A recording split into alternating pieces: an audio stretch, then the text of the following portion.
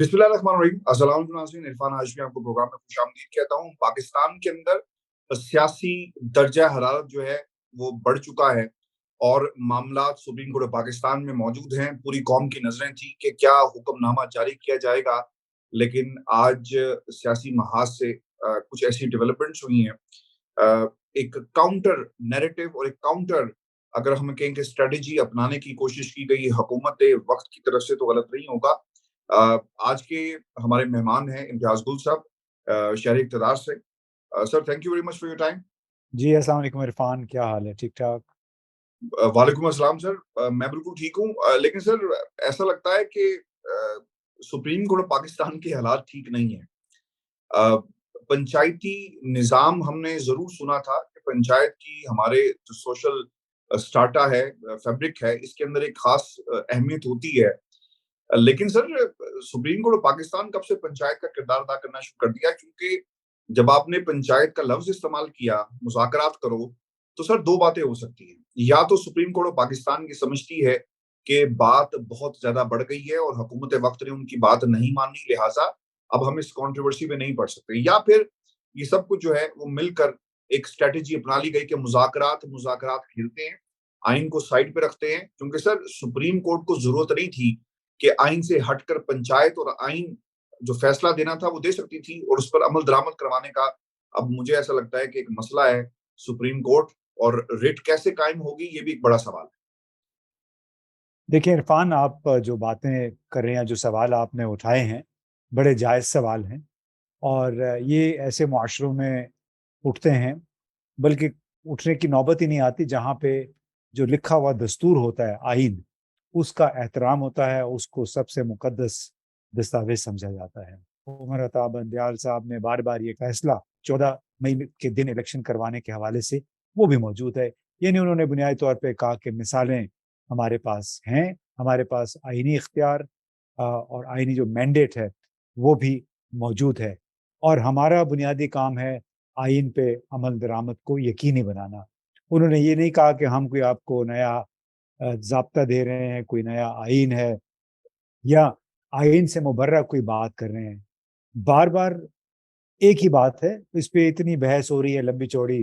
मैं नहीं समझता, शायद अता बंदयाल साहब यानी चीफ जस्टिस वो यही समझ रहे हैं, वो खुद को शायद किसी हद तक बेबस समझते हैं कि उन्होंने आज एक बार फिर एक मौका दिया। यही कहा कि हम कोई डिक्टेशन नहीं देना चाहते, कोई चीज़ मुसल्लत नहीं करना चाहते, अगर सियासी जमातें आपस में बैठ के ये तय कर लेती हैं।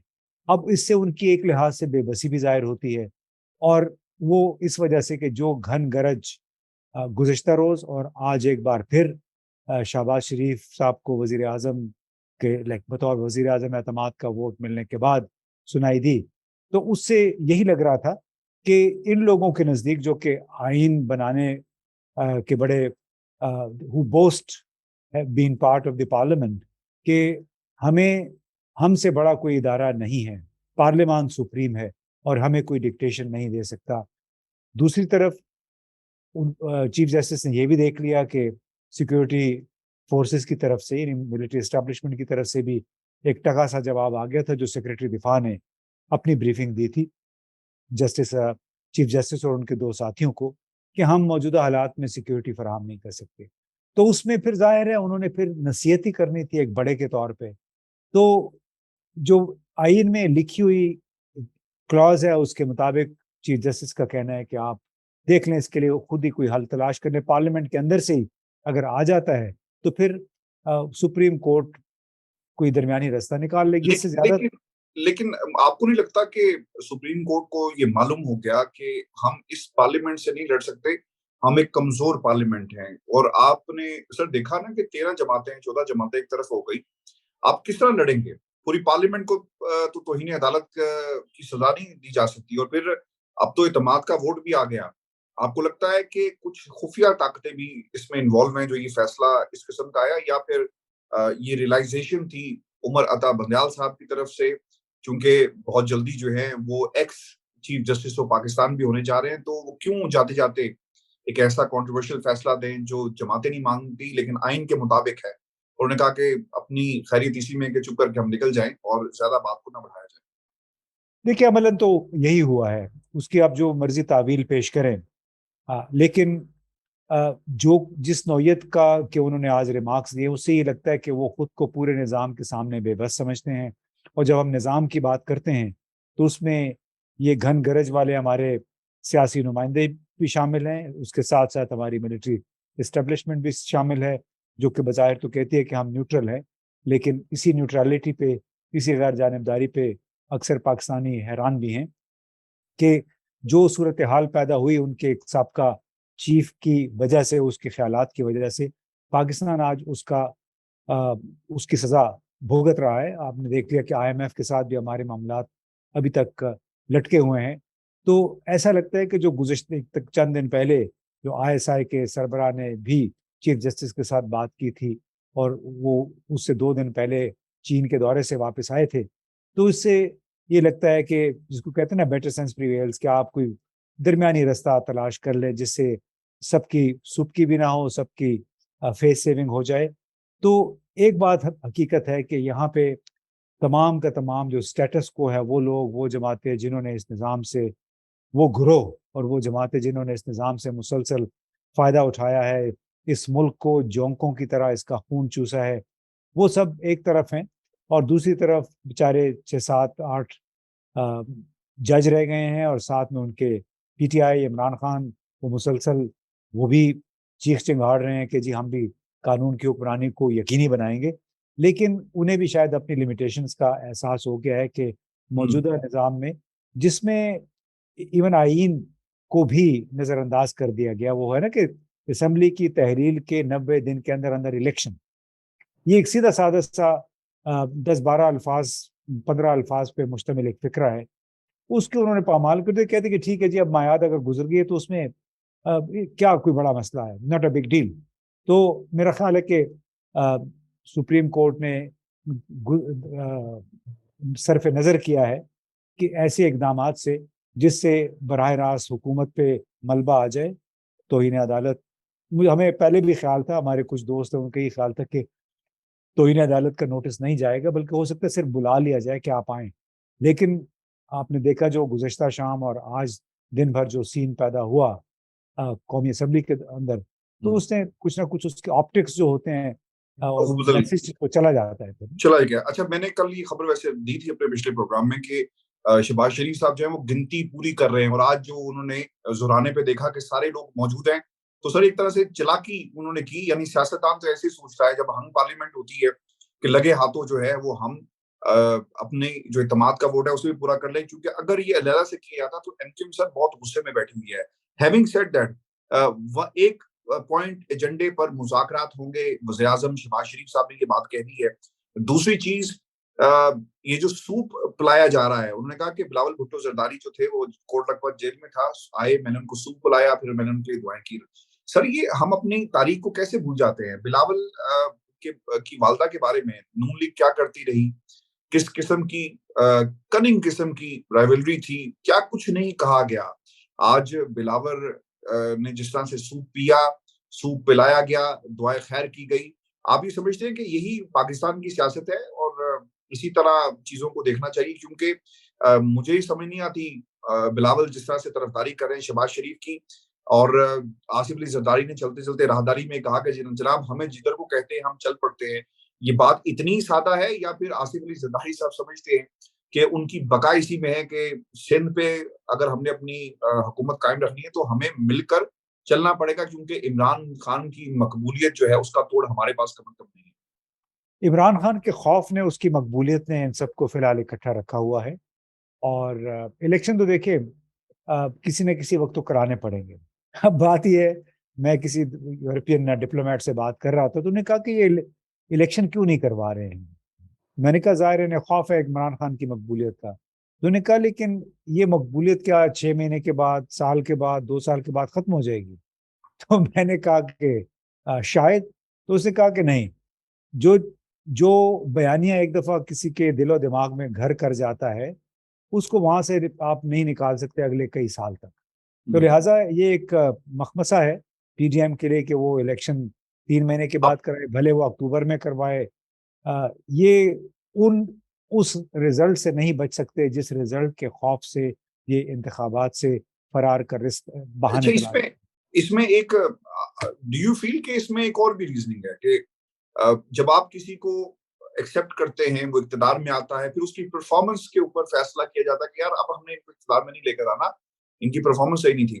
خان صاحب کی مقبولیت جب تک انہیں موقع نہیں ملے گا، یہ گراف کبھی بھی نیچے نہیں آئے گا. ڈو یو تھنک کہ ایسا ہی ہے؟ اور پھر سر امپورٹنٹ بات یہ ہے کہ بلاخر الیکشن کے معاملے پر پاکستان تحریک انصاف کے 3 لوگ ہیں، علی ظفر ہے اور فواد چودھری صاحب ہیں، شاہ محمود قریشی ہیں، ادھر سے اسحاق ڈار صاحب ہیں، یوسف رضا گیلانی ہیں، نوید قمر صاحب ہیں، اعظم نذیر تارڑ ہیں، سعد رفیق اور کشور زہرا جو ہے وہ بیٹھ گئے ہیں اور ٹیبل پر. سر بات کیا کر رہے ہوں گے؟ سر کیا گفتگو ہو رہی ہوگی کہ الیکشن کروائے؟ ڈو یو ریلی بلیو کہ اب عمران خان کو بھی یہ سوٹ کرتا ہے کہ ان چیف جسٹس کے ہوتے ہوئے انتخابات کروا دیے جائیں، کیونکہ میسو ریگنگ کا پروگرام تو سر کہیں نہ کہیں بیٹھ کر بنایا جا رہا ہے؟ دیکھیے موجودہ حالات میں اب اگر انہوں نے انتخابات جب بھی ہوئے اور اس میں گڑبڑ کی کوشش بھی کی تو کیا پاکستان میں وہ سیاسی استحکام آ جائے گا جو ہماری اقتصادی